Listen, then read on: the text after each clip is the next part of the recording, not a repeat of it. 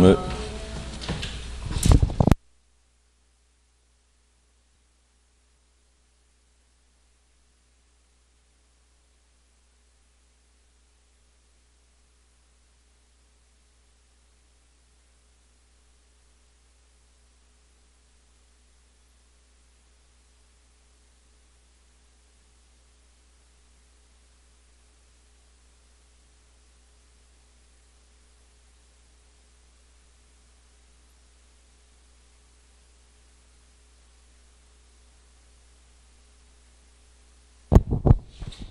지난번에 그 투자론 들어가셨죠?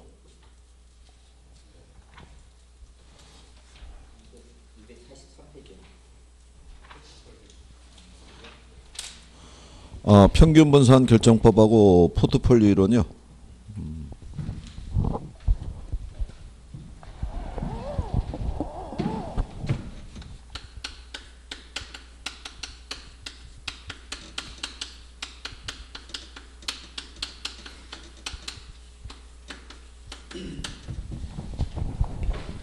자, 이거 평균 분산 결정법이라고 그랬을 때요.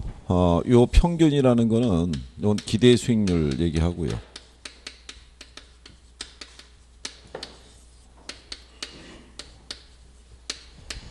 분산은 이제 위험을 지칭을 해서요. 그러니까 위험하고 요 이제 수익률 두 가지 관계를 놓고 투자 판단하는 방법인데, 두 개의 투자 대안에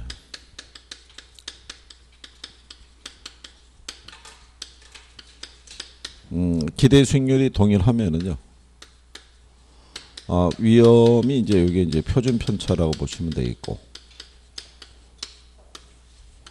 이게 이제 작은 투자를 우리가 이제 선택한다, 이제 이런 얘기고요. 만약에 얘가 같으면 여기 있는 이제 기대 수익률이 큰 투자안을 선택하는 걸, 그걸 이제 우리가 평균 분산 결정법이다라고 얘기를 하죠. 근데 이제 시험상에서 이제 문제를 줄 때는요, 만약에 A와 B를 두 개를 주고요.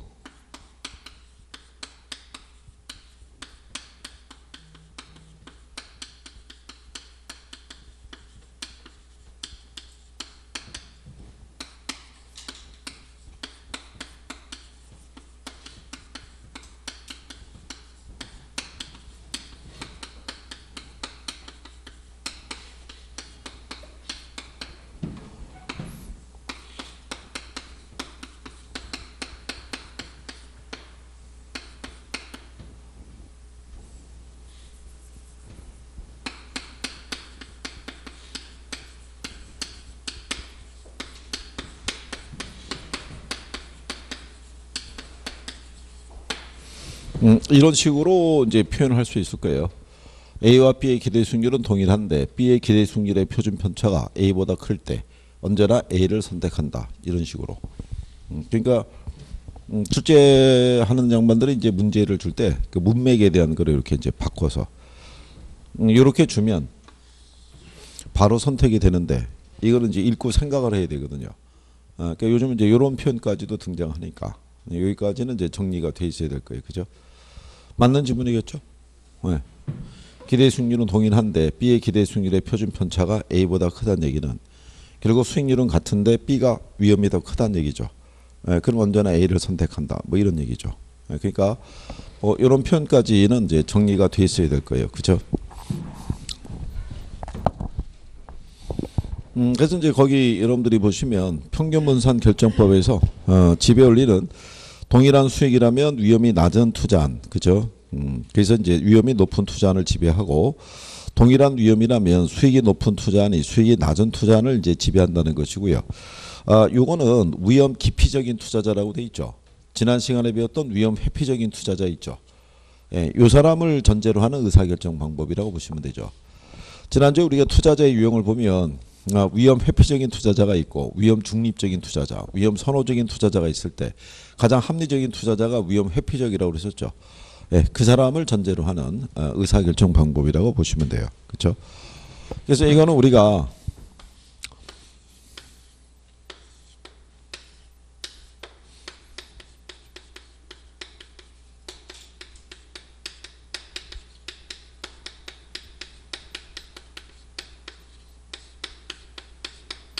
이렇게 주어져 있을 때요.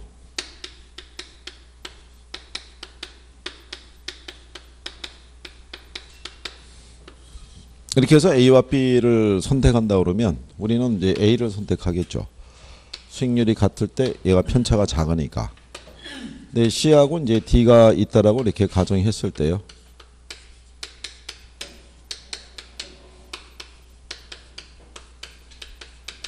이렇게 주어지면은 우린 또 D를 선택하겠죠. 표준 편차의 크기가 같으면 뭐가 크네? 수익이 크네. 그렇죠? 이제 그 논리를 얘기를 하는데, 근데 이 방법의 단점은 뭐냐면 A하고 D를 놓고 선택하라고 그러면 선택이 곤란하죠. A하고 D를 보면 위험은 얘가 큰데 수익도 얘가 크죠. 근데 위험은 작은데 수익도 작죠. 그러면 이제 이 방법으로는 선택이 곤란한 거죠. 얘들은 전제 조건이 같아야 된다는 거죠. 그렇죠? 같았을 때 수익이 같으면 위험이 작거나 위험이 같으면 뭐가 크거나 수익이 크거나 뭐 이걸 선택해야 되는데 이렇게 다를 경우는 선택이 곤란하다라고 얘기를 하는 거죠. 그렇죠? 그래서 이제 뒷페이지에 가시면 평균 분산 오류라고 돼 있죠. 상단에 가시면 그 오류라는 건 뭐냐면 서로 다른 두 투자안 중에서 어느 하나가 수익이 크면서 위험이 크다면 어느 것이 더 유리한지를 판단하기가 어렵다 이런 얘기죠. 그래서 이제 그런 거를 이제 해결하기 위해서 쓸 수 있는 게 뭐냐면 변이계수를 활용하거나 아니면 포트폴리오를 구성하거나 위험에 대한 투자자의 태도에 따라 뭐 선택은 다르게 나타날 수가 있죠. 그래서 여기서 이제 이 변이계수를 활용하는 게 있는데 이거는 근래 시험상에서 잘 인용은 안 돼요. 안 되는데 모의고사에서 선생들이 쓸 때는 쓸 수도 있을 거예요. 변이계수에 대해서. 그러니까 추가 소득에 대한 추가 위험의 정도의 크기를 측정하는 거죠. 그러니까 이게 고수익 고위험 상품이냐 아니면 저수익 저위험 투자 상품이냐 뭐 이거를 이제 우리가 구분하는 개념이죠. 그래서 이 변이계수라는 것은요. 보시게 되면 표준 편차를 평균으로 나누는 것으로 변이계수를 이용하면 수익률과 위험이 서로 다른 투자안의 상대적 위험도를 파악할 수 있다고 해놨죠. 그래서 이 변이계수는 수익률 단위당 위험으로 볼 수 있다 이렇게 돼 있죠. 거기 보시면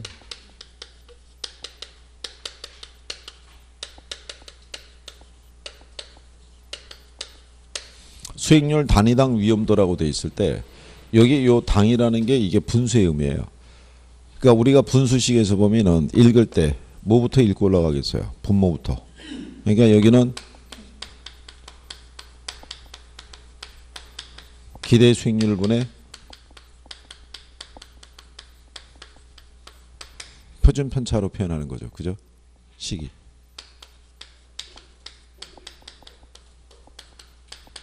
그럼 표준 편차가 위험이잖아요. 그러니까 이게 크면 뭐도 커지겠어요. 변이계수도.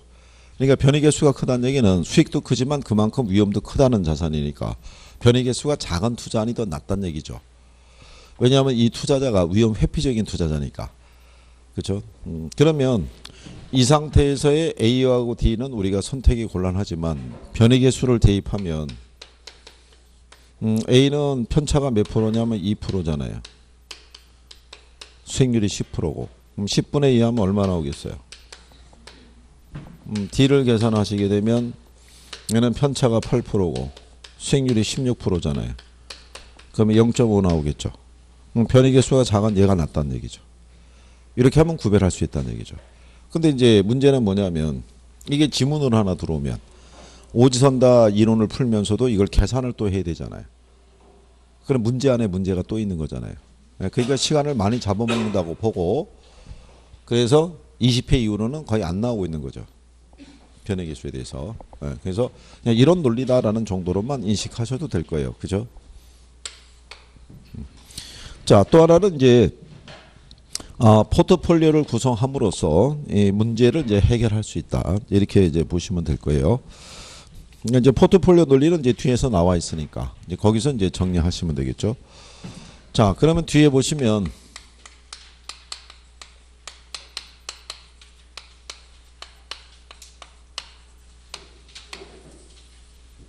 포트폴리오 이론이 있을 때요. 이거는 이제 단독으로 나올 수 있는 애죠. 그러니까 별표 하셔야 돼요. 그렇죠? 이 현대투자이론에서 포트폴리오 이론이 차지하는 비중은 상당히 크죠. 그래서 여러분 시험상에서는 그냥 여기 정도까지 해서 포트폴리오까지만 해서 이제 출제가 된다라고 보시면 되죠. 그러니까 지금 여러분들이 배우신 이 평균 분산 결정법을 보완하기 위해서 이게 등장한 거고, 이 다음에는 이제 CAPM이라고 등장한 게 있는데 거기까지는 뭐 안 나오니까요. 그래서 포트폴리오 이론이라는 것은요, 그러니까 하나의 종목에 집중 투자하는 것이 아니고요, 위험과 수익의 크기가 서로 다른 두 개 이상의 자산에다가 분산 투자함으로써, 그렇죠, 위험을 줄여나가는 관리 기법이라고 보시면 되죠. 그렇죠? 그래서 이건 분산 투자를 통해서요,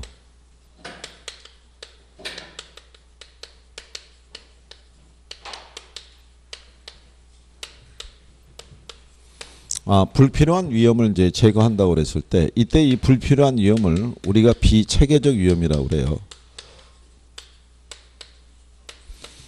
이거를 제거해서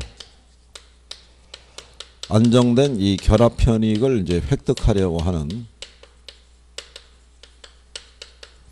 자산 관리의 방법을 우리가 이제 포트폴리오 이렇게 얘기를 하죠.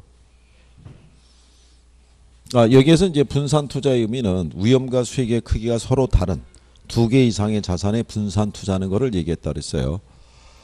그래서 이제 여기는 왜 불필요한 위험이라고 그러냐면요, 요거는 이제 투자자가 이 분산 투자만 하면은요, 위험을 감수하지 않아도 돼요. 단순히 분산 투자하는 것만으로도. 그렇기 때문에 겪지 않아도 될 불필요한 위험이다, 뭐 이렇게 보시면 되겠고요. 우리 교재에 나와 있는 전통적인 자산 3분법이라고 되어 있죠. 예, 이거는 그냥 포트폴리오 기법 중에 하나예요. 이게 최적 포트폴리오는 아닌 거죠. 거기 보시면 부동산, 예금, 주식이 있죠. 예, 보면은 세 개가 다 동그라미로 되어 있는 건 아니죠. 한 군데씩은 다 X가 있잖아요. 얘네 평균값을 내보면은 다 비슷해요.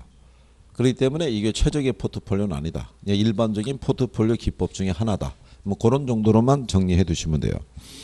그럼 우리는 그 밑에 중간에 가면 양가로 이번에 포트폴리오의 의의라고 되어 있을 때, 포트폴리오 이론은 하나의 자산에 집중되어 있을 때 발생할 수 있는 위험을 줄이기 위해서 여러 종류의 자산에 분산해서 투자함으로써 안정적인 이제 수익을 얻고자 하는 자산 관리의 방법 중에 하나다라고 이렇게 보시면 되죠. 그러면 이 포트폴리오 이론에 대한 유용성은요, 이거는 이제 평균 분산 결정법 있죠.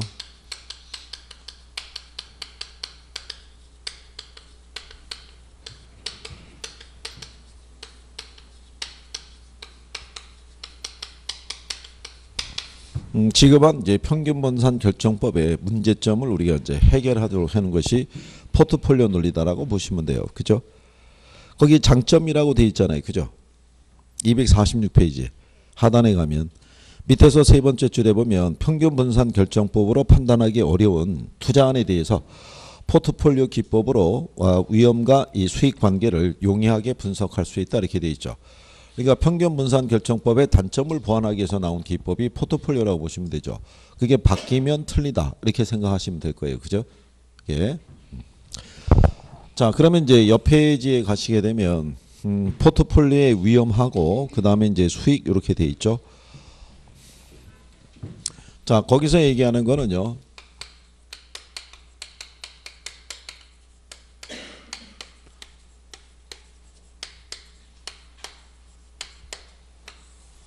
이걸 이제 우리가 포트폴리오의 총 위험이라고 얘기를 해요. 그러니까 총 위험을 보게 되면 크게 두 가지가 있어요.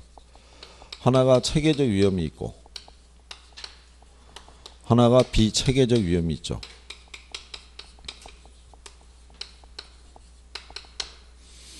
요거는 구별을 할 수 있어야 돼요. 포트폴리오 논리에서 가장 기본적으로 출제 많이 하는 게 이거예요. 이거를. 그래서 여기 보면 이 체계적 위험이라는 것은요, 분산 투자를 하더라도 피할 수 없는 위험을 얘기를 해요. 여기 있는 이 체계적 위험은요, 시장에 모든 자산에 영향을 주는 위험이에요. 그래서 예를 들어서 뭐 인플레라든가 경기 변동이라든가 또는 이자율 있죠.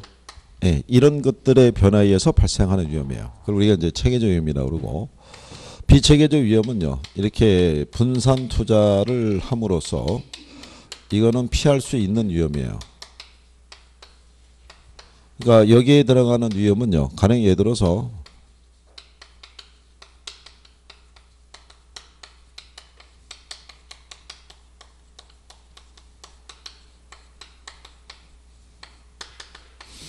기업적인 차원에서 보면 노동자의 파업이라든가 또는 최고 경영자의 교체 뭐 이런 것 있죠. 지금 보면은 G모로 가는 이 공장이 지금 뭐 폐쇄되니 많이 그러잖아요. 그러니까 이제 거기 현재 노조가 파업 중이죠.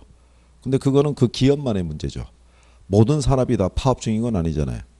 무슨 말인지 아시겠나요? 그러니까 이거는 개별 자산의 문제라는 거야. 어느 특정한 기업에 만약에 최고 경영자가 교체가 된 거는 그 기업만의 문제지 모든 산업에 영향을 주는 건 아니라는 거야. 그래서 이렇게 개별 자산에 영향을, 개별 자산의 특성에서 발생하는 위험이야.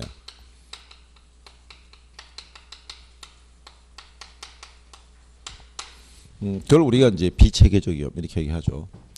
그 우리가 이제 분산 투자를 통해서 이제 제거할 수 있는 위험은 무슨 위험이 되는데요? 비체계적 위험이 되는데, 이걸 왜 이제 선호하냐면, 우리가 일반적인 지문으로 보게 되면 체계적이 있고 비체계적이 있으면 일반 상식적으로 접근하면은 얘가 문제가 많아 보이죠. 그건 일반론이고, 포트폴리오 기법상에서는 얘가 제거가 안 되니까 그렇잖아요. 틀리잖아요. 그러니까 출제자들이 계속 이걸 주는 거예요. 제거할 수 있는 위험은 얘가 제거할 수 있고, 얘는 제거가 안 된다. 이런 식으로 계속 제목을 바꿔주는 거예요. 근데 그거를 계속 꾸준히 틀리는 거야. 그거를 왜냐하면 한 10만 응시하면 10만 중에 한 7만은 허수라고 봐야 돼요. 공부가 제대로 안 돼 있으니까. 그렇잖아요. 학원에 와서 공부하신 분들이 실상 몇 분 안 돼요. 그러니까는 이제 가서, 그리고 여러분들 보시다시피 한 번 봤다고 해서 기억력이 유지가 되는 게 아니잖아요. 그러니까 시간이 없으니까 책 한 번도 제대로 못 보고 들어갔을 때 상식적으로 접근할 때 체계적과 비체계적은 구분하기 힘들죠. 꾸준히 주는 거죠. 근데 공부한 사람들은 쉽죠. 저게. 그러니까 이제 푸실 때 큰 어려움은 없을 거다. 뭐 이런 얘기죠. 일단 그래서 체계적 위험하고 비체계적 위험에 대한 개념은 분명히 가지고 계셔야 돼요. 그렇죠? 그 다음에 뒤로 넘어가시면 우리 교재에는 포트폴리오 수익률을 측정하고요, 위험을 측정하는 것이 나와 있는데, 지금 뭐 포트폴리오 수익률 정도는 계산할 수 있으신데, 우리가 지난번에 일반적인 기대 수익률 계산하는 거 알려드렸죠. 기대 수익률 계산할 때 산술 평균하는 게 있고 가중 평균하는 게 있죠. 두 가지가. 그러니까 산술 평균할 때는 확률을 50대 50으로 주면 산술 평균이에요. 그러니까 거기 나와 있는 값을 더해서 나누기 2하면 되죠. 지난번에 우리가 예제로 해본 거죠. 근데 수익률의 크기가, 확률의 크기가 다르면 가중 평균해야 돼요. 근데 확률의 크기가 다르게 나오는 거는 그냥 버리는 게 나아요. 계산할 때 시간 많이 걸리니까. 그렇잖아요. 그걸 굳이 계산하려고 하실 필요는 없어요. 근데 이제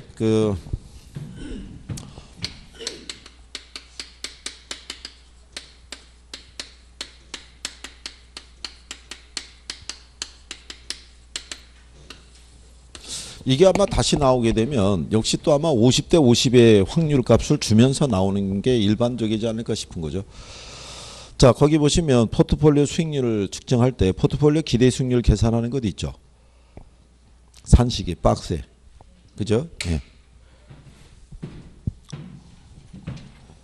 포트폴리오 기대 수익률은요,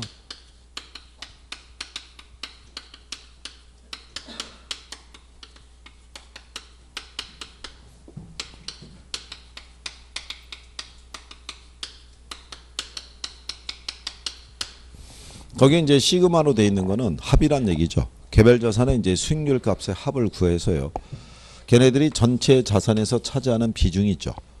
예, 그거를 곱해서 이제 우리가 구하는 개념이에요. 이게 이제 그 시험상에서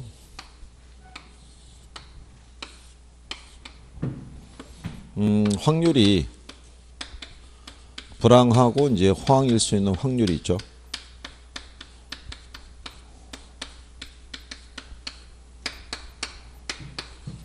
이렇게 주어지고요. 두 개의 자산이 전체 자산에서 차지하는 비중은 각각 50%씩 이렇게 줬을 때 이렇게 50%라는 게 들어가 있으면 그러면 산술 평균이라고 보시면 돼요. 그래서 얘가 20, 얘가 70 이런 식으로 주고 포트폴리오 기대 수익률 구하라고 출제한 선례가 있어요. 기출에서. 그럼 원래는 우리가 계산하려고 그러면 A를 기준하게 되면요. 자, 불황일 때 발생할 수 있는 수익률이 몇 프로냐면 20%죠. 그러면 A를 보면 20%가 될 수 있는 확률이 이게 둘 다 100분율이면 하나를 소수로 바꿔서 계산하는 게 원래 원칙이에요. 그러면은 40%니까 0.4가 되겠죠. 그 다음에 호황일 때 70%가 될 수 있는 확률이 얼마? 60%. 그죠? 그러면 20%에 대한 0.4면 몇 프로 나오겠어요? 8% 나오겠죠. 70에 대한 60%면 얼마? 그럼 더하면 몇 프로 나오겠어요? 50% 나왔는데 얘 비중이 50%니까 여기다가 0.5를 또 곱해줘야 돼요. 그러면 25% 이렇게 나오죠. 그럼 이게 이제 A라는 자산의 이제 기대 수익률을 구한 거고, 그럼 B를 보게 되면 얘는 이제 10%가 될 수 있는 확률이 40%니까 그럼 얘 4% 나오겠죠. 그 다음에 30%가 될 수 있는 확률이 60. 그러면 얘는 18% 나오겠죠. 그럼 두 개를 더하면은 22%. 얘 비중이 절반이니까 11%. 이렇게 구하면 몇 프로 나오겠어요? 36%. 근데 이렇게 구해야 되는데 시간이 많이 걸리잖아요. 그러니까 이게 각각 50대 50으로 주어져 있으니까 그냥 이거를 묶어버리는 거예요. 위 거대로. 그러면 두 개 더하면은 몇 프로야? 그러면 30%가 될 수 있는 확률이 40%죠. 그렇잖아요. 그러면 3, 4, 10이잖아요. 예, 그러면은 불황일 때 나올 수 있는 확률이 몇 프로냐면 12%죠. 두 개를 더하면 100%죠. 예. 60이니까는 나올 수 있는 확률이 얼마겠어요? 그럼 60%잖아요. 그렇죠? 그럼 두 개 더하면 얼마예요? 비중이 50대 50이잖아요. 그러니까 나누기 2 하면 되죠. 그럼 36% 나오겠죠. 그렇죠? 위에 거보다는 얘가 더 빠르죠. 이렇게 하기 쉽지 않으니까. 그죠? 그러니까 몇 대 몇으로 줬을 때 50% 줬을 때 아니면 확률을 50대 50으로 줘도 되죠. 이거를 얘를 만약에 50% 주면 그죠? 30에 대한 절반이니까 15%. 그렇잖아요. 70에 100에 대한 절반이니까 50%. 그렇죠? 이렇게 해서 각각 4대 6으로만 빼주면 되거든요. 그러니까 내용은 어렵지 않고요. 만약에 출제자들이 한 번 더 문제를 구성했을 때 얘도 50%를 줄 수 있어요. 얘도 얼마? 50%. 그러면 비중도 50%, 얘도 50%잖아요. 혹시 조건이. 그러면은 여기 4개 있죠. 네, 4개를 다 더해서 나누기 4 하면 돼요. 그게 답이에요. 네? 그러니까 이제 그거는 무슨 얘기냐면 그 요령을 알고 있는 사람은 더해서 나누기 4 해서 그냥 값을 뽑아낼 테고 그거를 모르는 사람은 다 50%씩 하고 다 계산할 거 아니에요. 그렇죠? 값은 나올 수 있는데 시간 싸움이니까 그 시간 차이가 생길 수 있다는 얘기죠. 그러니까 뭐 복잡하게 나오는 거는 그냥 안 하시는 게 나아요. 뭐가 많이 걸려서 시간 많이 걸리니까 그렇잖아요. 문제 하나 풀기 위해서 뭐 5분씩 쓸 수는 없잖아요. 그렇죠? 근데 만약에 조건을 봤을 때 그런 조건으로 만약에 주어졌다 그러면 그거는 이제 간단하게 해볼 수 있는 거죠. 그렇죠? 그래서 뭐 요 정도까지만 뭐 하셔도 무난할 거라고 생각을 해요. 그래서 거기 우리 나와 있는 하단에 뭐 예제 나와 있고 그런 것 있죠. 그거는 그냥 생략하셔도 돼요. 그러니까 그렇게 참고하시면 되겠고. 그 다음에 이제 248페이지에 하단으로 내려가면 포트폴리오 효과라고 있어요.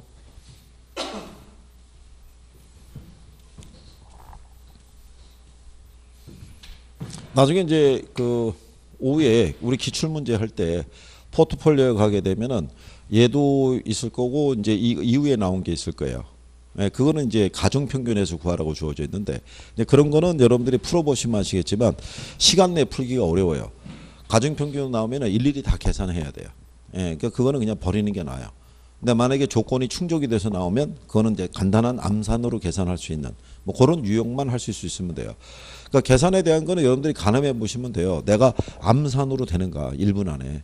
만약에 계산기를 써야 된다 그러면 마지막에 암산으로 다 계산해서 마지막에 하나만 쓸 수 있을 때 그때만 할 수 있지. 일일이 계산기 다 써서 식 만들어서 이렇게 하려고 그러면 시간 많이 걸려요.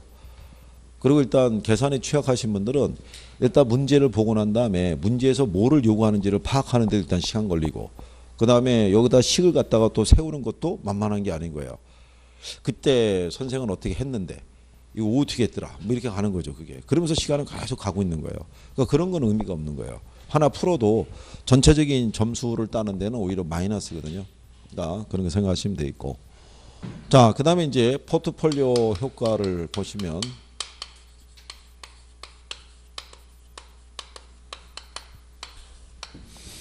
자, 이 포트폴리오 이제 그 효과라는 것은요. 249쪽에 보시면 그래프 밑에 그림 밑에 가면 포트폴리오 효과라고 돼 있죠. 예, 거기 보시면 자산을 분산해서 투자함으로써 비체계적 위험을 줄이는 효과를 우리가 의미하더라 이런 얘기죠. 자, 그래서 이 포트폴리오 효과라는 것은요. 하나의 자산에 집중해서 투자하는 것과 비교했을 때 동일한 위험 수준을 유지하면서도 수익을 증대시키는 포트폴리오를 구성할 수도 있을 것이다 이렇게 돼 있어요. 그러니까 포트폴리오 효과라는 것은요.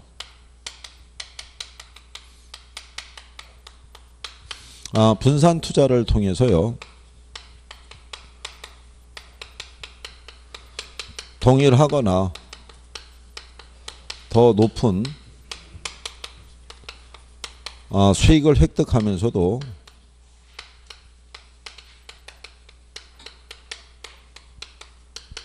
이 위험을 줄이는 걸 얘기하는데 요때 요 위험은 무슨 위험을요? 요 위험을 줄이는 걸 얘기하죠. 체계적 위험은 제거가 안 된다고 그랬어요. 그죠? 네, 무슨 위험만? 비체계적 위험만. 그래서 이 포트폴리오 효과를 우리가 측정하기 위해서 사용하는 게 그게 상관계수예요. 상관계수라는 것은요. 두 개의 자산의 수익률의 방향성의 크기를 얘기하는 거예요. 움직임의 방향성이 있죠. 자, 예를 들어서 상관계수가 이렇게 돼 있어요.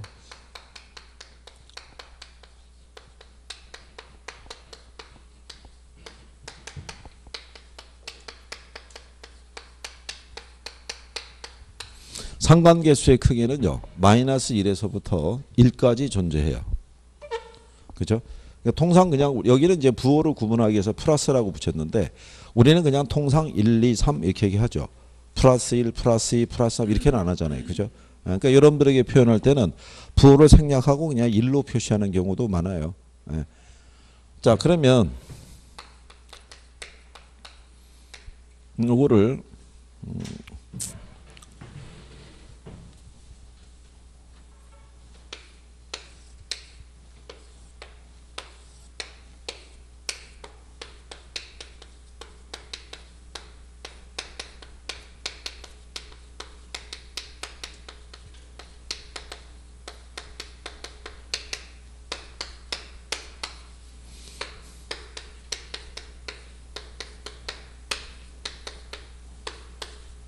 뭐 이런 식으로 A와 B가 있다라고 가정하면요. 이 조건 하에서는 조금 아까 배우셨던 이 평균분산 결정법으로는 선택이 곤란하죠. 위험과 수익의 크기가 서로 다 틀리니까. 그렇잖아요. 근데 수익만 놓고 보면은 얘가 좋잖아요. 그렇잖아요. 근데 여기다 투자하면 뭐가 커요? 위험이 크다는 얘기죠. 그런데 논리가 이런 얘기죠. 요 위험에는 체계적 위험하고 비체계적 위험이 같이 들어가 있는 거죠. 그럼 분산 투자하면 뭐는 줄일 수 있어요? 그렇죠. 이 안에서의 비체계적 위험을 줄일 수 있죠. 이걸 줄여가다 보면 위험은 얘가 같아지면서 수익은 더 크게 가지고 갈 수도 있겠죠. 그게 이제 포트폴리오 효과의 논리라고 보시면 돼요. 자, 그러면 예를 들어서 이쪽 보이나요? 그럼 여름하고 우리가 겨울이 있었을 때요. 만약에 A가 소주고요. B가 맥주라고 가정하자고요. 자, 이 소주는 여름에는 매출이 떨어지고요. 겨울에는 매출이 이렇게 증가할 거고요. 맥주는 여름에는 매출이 증가하는데 겨울에는 매출이 떨어질 수 있죠. 그러면 지금 화살표의 움직임을 보면 완전히 반대잖아요. 방향성이. 그게 마이너스 1. 100% 완전히 반대 방향으로 가는 게 마이너스 1이라는 거예요. 움직임의 방향성이. 근데 이게 만약에 청량 음료가 있어요. 얘가 C라고 하자고요. 얘는 여름에 매출이 커지겠지만 겨울에는 매출이 부진하겠죠. 그렇죠? 그러면 지금 맥주하고 청량 음료를 비교하면은 화살표의 움직임이 같죠. 100% 완전히 동일한 방향으로 움직일 때가 1. 무슨 말인지 아시겠나요? 그러면 여기 소주하고 맥주는요. 얘네끼리 이렇게 결합을 시키잖아요. 그러면은 여기서 발생할 수 있는 수익, 여기서 발생하는 리스크는 여기서 발생하는 수익으로 상쇄시킬 수 있죠. 또 여기서 발생하는 손실은 여기서 발생하는 수익으로 상쇄시킬 수 있잖아요. 그러면 위험은 줄이면서도 더 큰 뭐는 수익은 가져갈 수 있겠죠. 내가 만약에 수익률만 놓고 보면은 B가 좋잖아요. 근데 B에만 집중 투자하면은 수익도 크지만 위험도 큰데 만약에 움직임이 완전히 다른 자산하고 결합을 시키면 여기서 발생하는 리스크를 여기서 발생하는 수익으로 상쇄시킬 수 있잖아요. 그 위험은 줄이면서도 더 큰 수익은 가져갈 수 있어요, 없어요? 그런 논리라는 거예요. 근데 얘하고 결합을 하면은 분산 효과가 안 나타나죠. 여름에는 다 높은 수익이지만 겨울에는 동반 추락할 거 아니에요. 이렇게 하면은 아무런 효과가 안 나타나겠죠. 그때의 개수가 1이라는 얘기예요. 완전히 같은 방향으로 가니까. 그래서 이제 그 얘기를 하는 거죠. 자, 그래서 여러분들이 249페이지에 거기 상관계수 개념이라고 돼 있죠. 예, 그래서 이 상관계수란 두 변수의 상관관계를 수치화하는 거죠. 어떤 변수는 동일한 방향으로 움직임이 나타나기도 하고 어떤 변수들은 서로 반대 방향으로 움직임이 나타나기도 하더라. 그래서 이제 상관계수는 마이너스 1에서부터 1까지의 값을 갖는데 내용을 보시면 두 변수의 움직임이 완전히 동일한 방향으로 나타날 때 상관계수는 양의 값을 가지고 이 동일한 방향으로 완전히 규칙적인 움직임을 보이는 경우 있죠.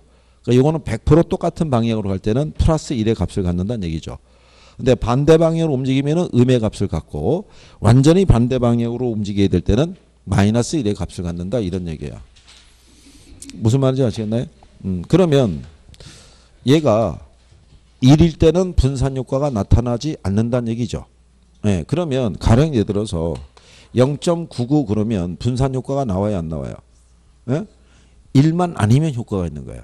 1만 아니면 1이란 얘기는 완전히 똑같은 방향으로 가기 때문에 100% 효과가 전혀 안 나타나는데 1만 아니란 얘기는 단 약간이라도 미세하더라도 움직임이 틀릴 거 아니에요. 네, 그러면 분산 효과가 나타난다는 거예요. 무슨 말인지 아시겠죠? 그래서 이제 거기 보시게 되면 250페이지에 위에서 두 번째처럼 니은이 있죠. 그래서 상관계수가 마이너스 1에 가까울수록 분산 투자 효과는 크게 나타나고요. 상관계수가 마이너스 1일 경우에는 비체계적 위험을 0까지 줄일 수 있다는 얘기죠. 그래서 1에 가까울수록 분산 투자 효과가 작게 나타나고 상관계수가 1인 경우에는 비체계적 위험을 전혀 줄일 수 없다라고 얘기를 하는 거예요. 그 표현을 이해하시겠나요? 이해를 해야 나중에 문장이 뭐 바뀌더라도 맞출 수 있죠. 그러면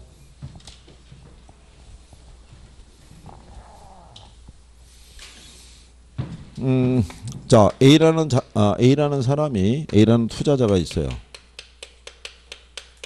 이 사람이 현재 부동산을 소유하고 있는데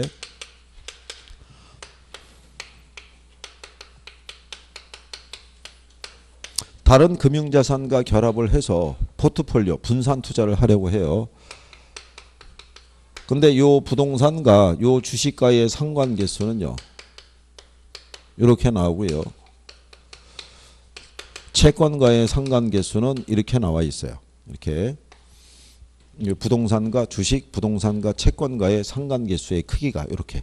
예, 그러면 A라는 투자자는 어느 자산과 결합을 해야지만 분산 효과가 크게 나타나겠어요? 주식하고 채권 중에. 예? 어느 거랑? 주식. 얘가 0.12호잖아요. 0.12호라는 얘기는 여기에 더 가깝다는 얘기잖아요. 얘가 지금 0.768이라는 얘기는 여기에 더 가깝다는 얘기잖아요. 움직임이 이쪽으로 가면 움직임이 거의 같은 방향으로 간다는 얘기고 이쪽으로 가깝다는 얘기는 움직임이 반대 방향으로 간다는 얘기잖아요. 그러니까 분산 효과를 거두려고 그러면 움직임이 반대 방향으로 움직이는 자산끼리 조합을 해야 된다는 얘기예요. 무슨 말인지 아시겠나요? 그래야지 분산 투자 효과가 커진다는 거예요. 거기까지는 시험상에서 지문으로 쓴 거예요. 무슨 말인지 아시겠나요? 그러면 두 자산 간의 수익률의 움직임이 반대 방향으로 움직이는 자산끼리 조합을 하면 플러스의 값이 나오겠어요? 마이너스의 값이 나오겠어요? 또 마이너스. 그걸 플러스라고 주면 틀리다고요. 무슨 말인지 아시겠죠? 예, 그래서 그렇게 해서 정리할 수 있으시면 돼요. 자, 그런 내용이고요. 자, 그 다음에 최적 포트폴리오라고 되어 있죠. 최적 포트폴리오 밑에 가면 효율적 전선이라고 되어 있어요. 그죠?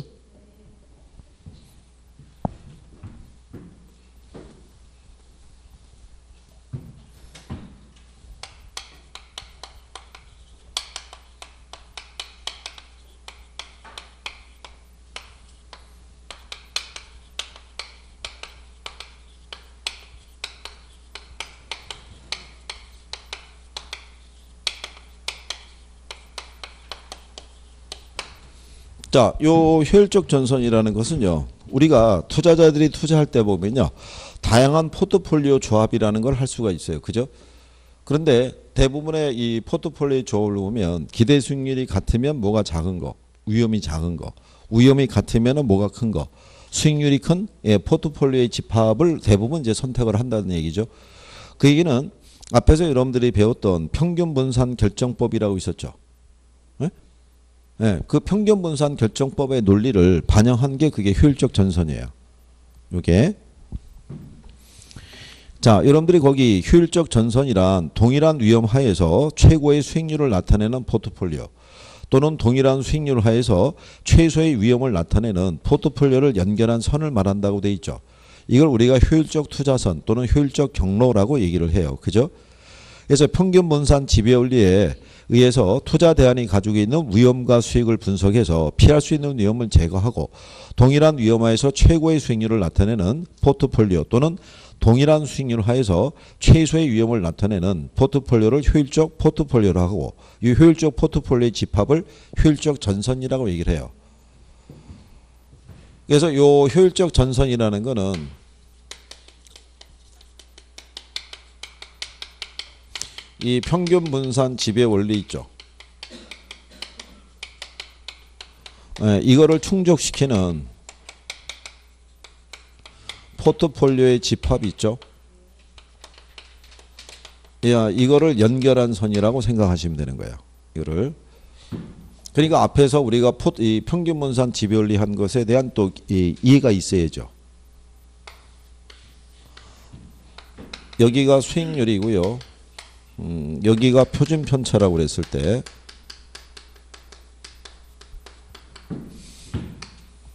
이 효율적 전선은요. 기울기가 이렇게 이제 우상향이에요. 우상향한다 그랬을 때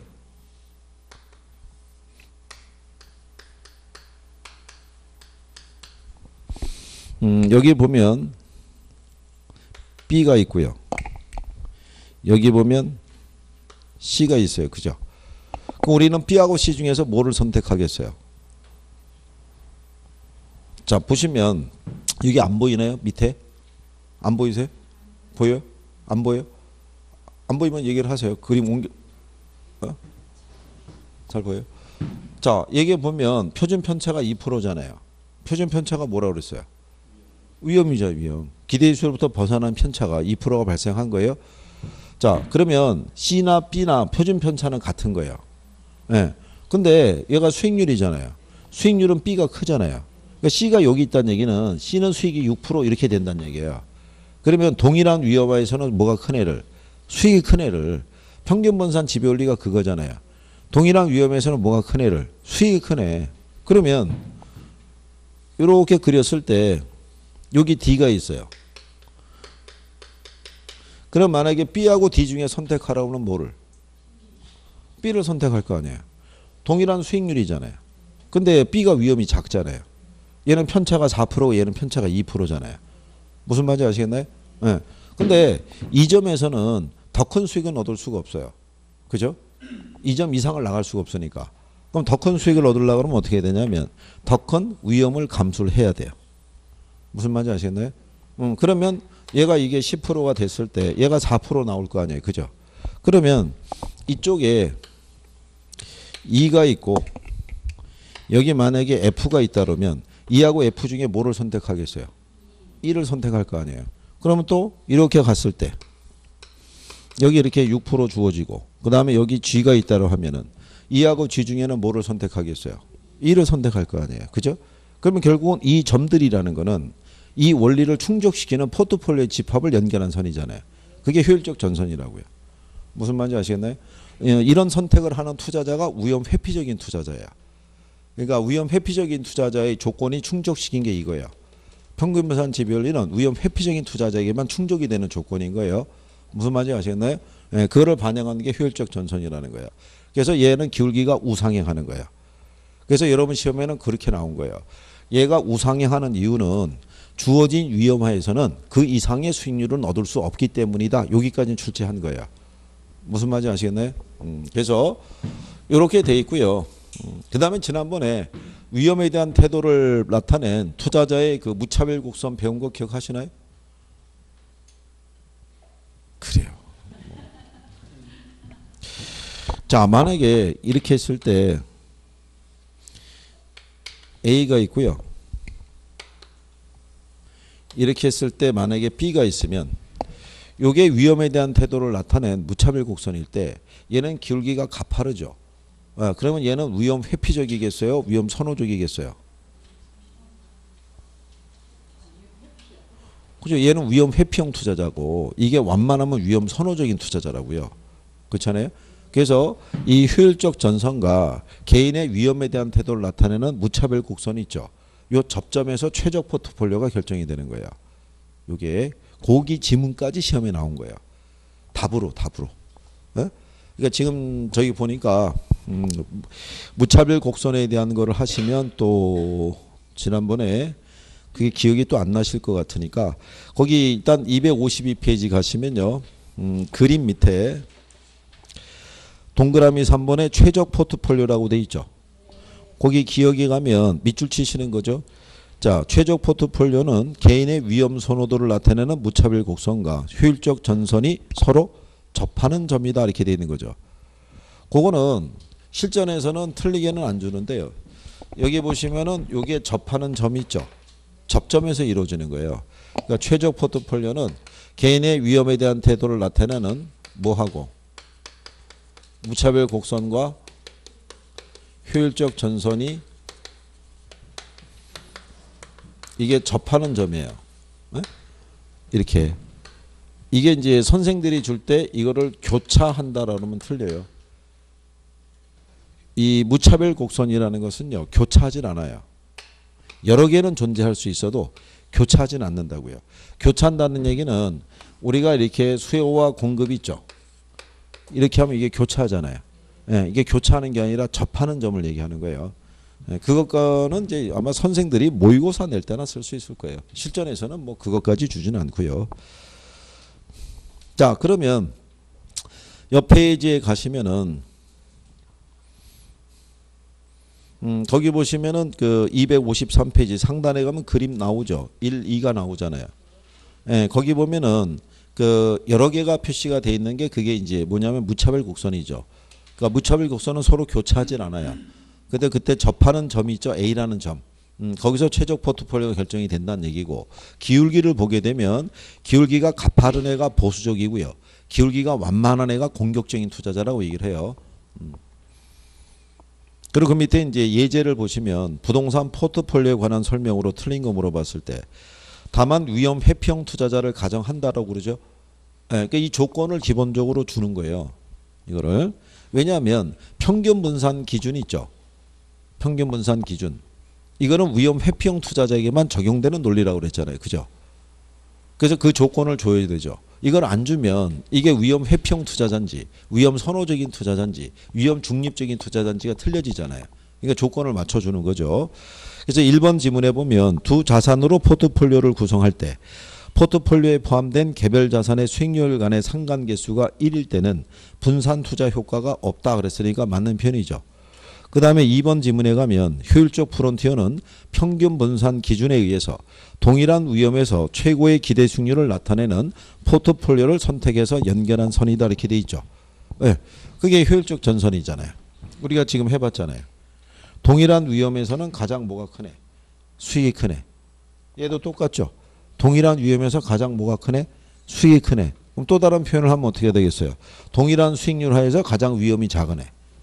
무슨 말인지 아시겠어요? 그 두 개의 지문 중에서 하나를 이제 채용을 한 거죠.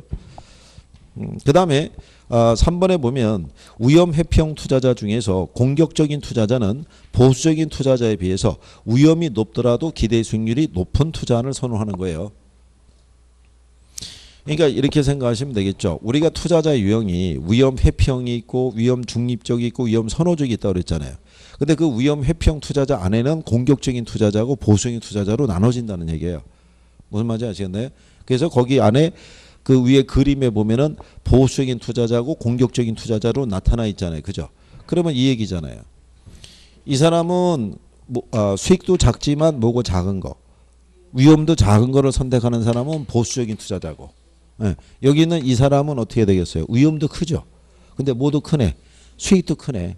예. 그래서 얘는 보수적인 투자자라는 얘기예요. 위험 회피형 투자자 중에서. 무슨 말 이해하시겠어요? 그래서 그거 얘기하는 거예요. 얘는 공격적인 투자자. 얘는 무슨 투자자? 보수적인 투자자. 위험 회피형 투자자 안에서. 그죠?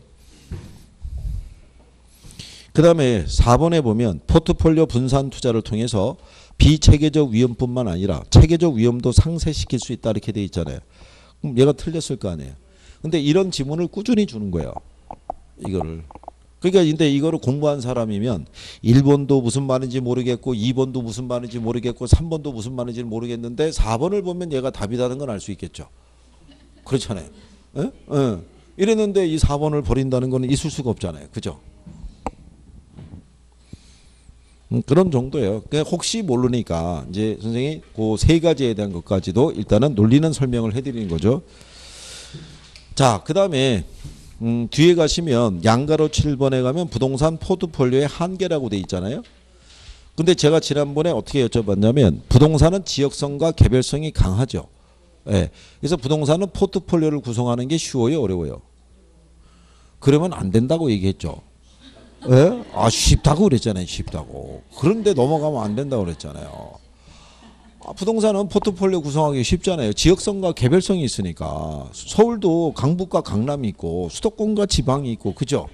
이건 포트폴리오의 한계다 이거죠. 한계. 무슨 한계냐면 포트폴리오를 구성을 할 때 주식은 이게 분할해서 투자가 되잖아요. 내가 가지고 있는 돈이 1,000만 원 있으면 300만 원은 A자동차에 또 300만 원은 뭐 예를 들어서 S전자에 이렇게 할 수가 있는데 부동산은 고가의 자산인데 걔는 우리가 잘라서 투자할 수는 없잖아요. 내가 갖고 있는 아파트 중에서 안방은 S주식에 건너방은 E주식에 이렇게 할 수는 없잖아요. 무슨 말인지 아시겠죠? 그러니까 얘는 분할해서 투자하기가 어렵다 이런 얘기죠. 그렇죠? 그리고 주식의 모형은 단기간이고 부동산은 장기간이다. 이런 같은 포트폴리오를 구성할 때 그 안에서의 한계를 얘기하는 거지 포트폴리오 자체를 구성하는 게 어렵다 이걸 얘기하는 건 아니거든요. 네, 그러니까 그거는 그 기억을 그렇게 구별을 해 주셔야 돼요. 그래서 여러분들이 앞에 253페이지 조금 아까 갔던 문제 있죠. 거기 하면 5번 지문에 이렇게 돼 있잖아요. 부동산 상품을 지역 유형 등으로 구분해서 부동산 포트폴리오를 구성할 수 있다라고 해놨잖아요. 그죠? 예, 그 부동산은 예, 그런 성격이 있어서 포트폴리오 구성하기 어렵다 그러면 틀리단 말이에요. 이거하고는 구별을 해야 된다는 얘기죠. 무슨 말인지 아시겠죠? 예, 그래서 여러분들이 자 257페이지 한번 가보세요. 거기 사단에 4번 문제 있죠. 자, 부동산 투자 의사결정에 관한 설명 중에서 틀린 거 물어봤죠. 역시 투자자는 위험 회피자예요. 그죠? 1번 지문에 갔더니 투자 대안별 수익률 변동이 유사한 추세를 보일 것으로 예측되는 부동산에 분산 투자하는 것이 좋다 이렇게 해놨잖아요. 수익률의 움직임이 유사하다는 얘기는 분산 효과가 안 나타날 거 아니에요.